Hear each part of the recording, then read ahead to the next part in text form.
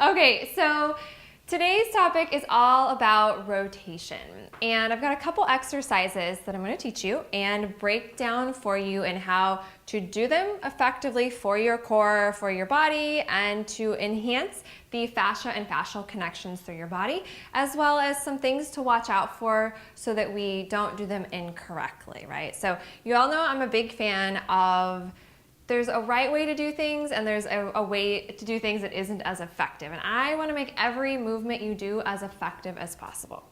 Okay, so you've probably seen me do standing rotations. I'm just going to show you quick. So that's where legs are wide. We do some rotation here and it seems simple and easy, right? Well, I want to break it down for you because I see it done often not super connected. And I really want you to move from your core. So when we do the rotation, I want you to visualize your pelvis here and you've got your hips, right, that hang out inside the pelvis. So when we think of our body, right, we're not actually connected through bony structure. It's actually our fascia that connects our bones together in our body, right? So we want to really think about our pelvic floor, our pelvic bowl as well. So we have the muscles through our pelvic floor, but we also have fascia, which runs through our entire body, around our organs, and creates these awesome like fascial sheaths of like layers through our abdominal wall. So when we do rotation, I like to start with the legs just slightly rotated out. This can be really, really good to help to open up the hips. But one big thing I really love about it is we have these diagonal fascial lines, which if you think like it goes all the way from one toe up around the leg, underneath the pelvic floor, through the body, around the ribs, and then when we reach with our arm, we're reaching all the way through, like think pinky, middle finger, pointer finger kind of thing. And so when we start to visualize this whole like wrapping spiral line that goes from one toe all the way over, it helps to connect everything. And we think of, okay, the bones in our body, we want to visualize like we're creating space. And I know I've talked about that before in another podcast episode, right? And so this goes along with that. But this, I want to go even deeper with the fascial connections, muscular connections as well. So when we go to rotate, one thing we really want to avoid is we don't want to rotate and pull in our low back here, right? So if we're pulling in our back, which is common initially because we haven't become and brought this awareness back to the front and inside of our body. So if you ever are doing rotation, you're like, oh yeah, I do feel that in my back, then you need to really think about lifting up out of your pelvis, and then you feel the rotation from the ribs, and then you reach the arm, okay? So we're actually focusing on lifting up out of the back, so we're creating space back through here, versus allowing connection to happen or too much tension to happen back there, right? So just trying to break that down for you. So one visual cue that I've been using lately that I find it's a little awkward, weird, but I feel like it works really well, is almost visualizing like you want to pull your organs up underneath your ribs. So you get this sense of that zipping and lifting that I talk about, right? But you're like, okay, I'm starting to feel from the base of my pelvis all the way up. Okay, so I'm going to show a couple, I'm going to cue through them, do them with me, but the thing with these is if you break them down and do them slow, it's amazing how the rotational movements, alternating sides is really, really good for balancing your body. Because a lot of times in life, the way we move, the biomechanics, right, which is the way we move our body, can become imbalanced because we're dominant on our right leg, or we hold a baby over here on our hip and jet our hip out, things like that. So the rotational work is really, really, really good. It's also good for helping to heal diastasis, as long as you're not pulling in your back, right? So we need to break these layers down and really focus on, we're not just doing the movement to do an exercise, we're doing this movement because it's really, really good for reconnecting the body, creating space through our body, and re-strengthening our deep core, okay? So when you rotate, legs out a little bit, you're gonna lift this back leg. So when you lift this leg, you feel this nice long line connected from your toe through the calf, through like all the way up the hamstring and the quad. Like you wanna feel like you're pulling up on that kneecap. So this quad is really, really active. Then we wanna think, if we've got our pelvic bowl, pelvic floor, all this fascia here is like pulling up and going in this direction. So this is our energy line, it's going this way, right? Then when we go to rotate, you have to lead with that foot. That heel goes with you. You want to spiral around, Squeeze your booty a little bit, lift those organs up underneath your ribs, and then rotate. Not this. We want to lift and wrap here, and as long as you feel good, you can keep going.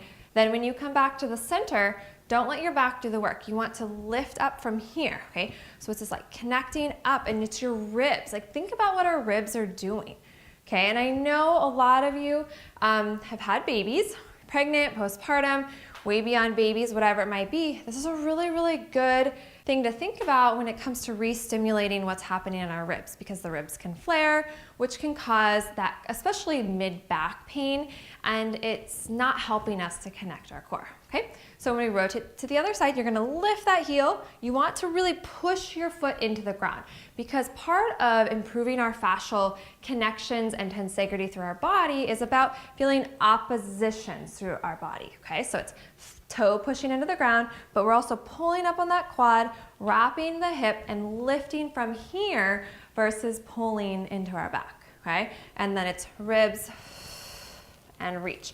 And then as you feel comfortable, you can keep going. And you're actually gonna feel a nice medial rotation of this back leg, so you get some activation of the hip there. Okay, so if we do them and we keep moving, we can add our back arm. We're pushing through our toes, reaching through our fingers, coming back to the center. Use your core. You're lifting up from here, and then we keep switching. Okay, so it's about creating oppositions through the body and length and space, and using our core to bring us back up into the middle. Okay, so those are good. You can also add squats with those. There's all sorts of variations. I'll show that one here quickly.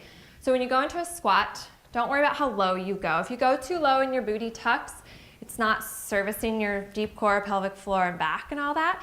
So you only want to go as low as you can go without the booty tucking, because you want to feel this connection underneath those legs, right? Core is working. We're not hanging out in our back. We come up, and then we rotate, and then we come back to the center, lower into a squat, and then we come up and go to the other side.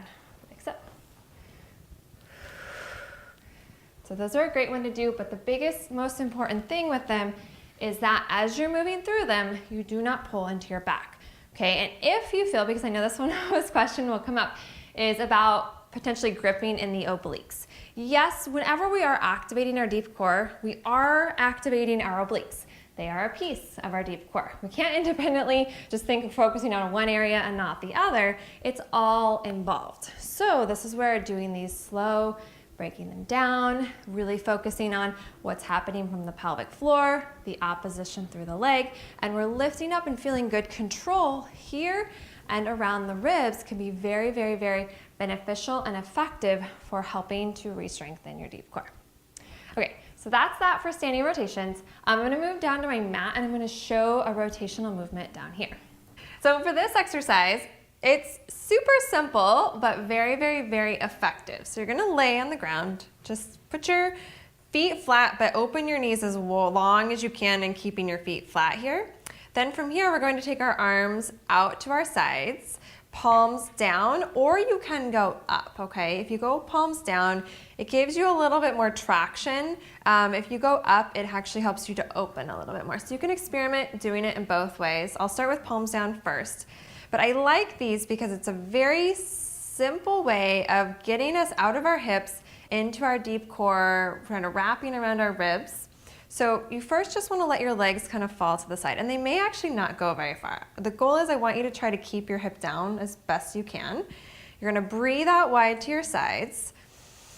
As you exhale, you want to feel a light drawing up of the pelvic floor, and then think inside that pelvic bowl and pull those legs back up, putting a little bit of pressure through your arms, okay? So you really start to feel this lower abdominal area connect up through the ribs, and of course you feel a light pelvic floor connection. Remember, pelvic floor, that kind of diamond shape, you're lightly drawing together and then pulling up, lightly, not gripping.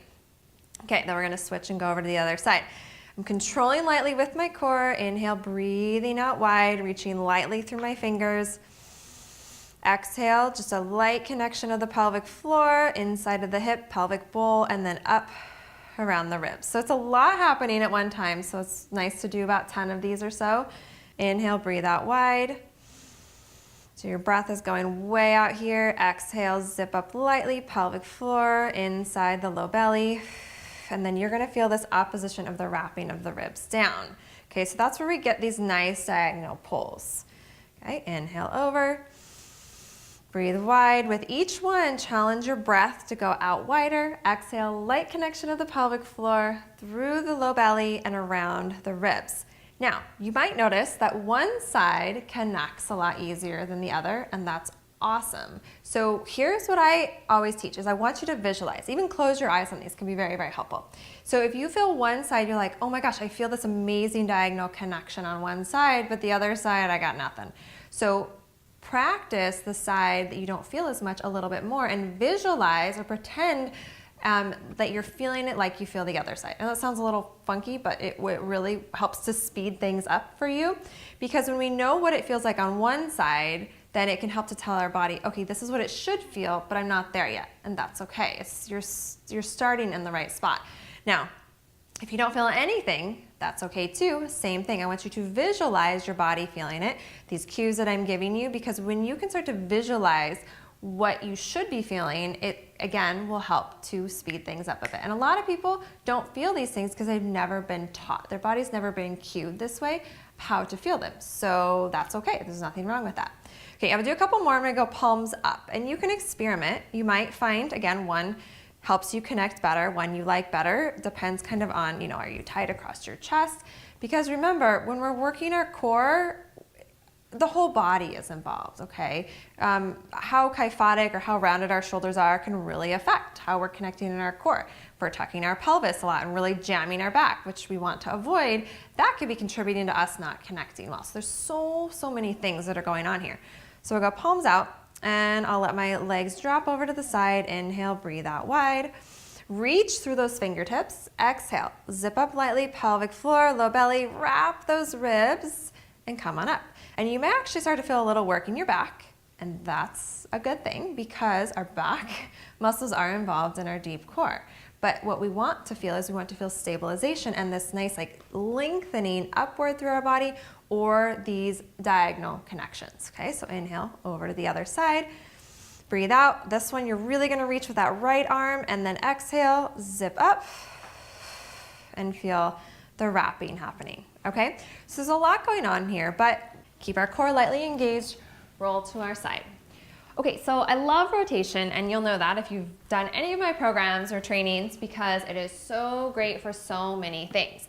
The most important thing with rotational work, diagonal work, is that we're really bringing awareness to how we're doing those movements. And again, less is more. When I start clients out doing rotational work, they may barely move. And that's okay, because if you move so far, your goal is to really have big motions in the beginning, well, that's actually could be working against your body. And it's really amazing when you start out small and you bring your awareness into your body and what's going on, and you start to visualize these diagonal lines through your body, what your body really is capable of when it comes to connecting through your core, helping to get rid of aches and pains, improving that pelvic floor function, and rebalancing your body. That is one of the biggest things I find with rotation, because we all have a dominant side, and so when we do that rotation, it helps to strengthen and lengthen all at the same time.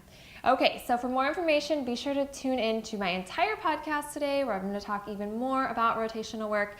We'll post some other podcast episodes below where I talk about creating the space and posture and all sorts of awesome things.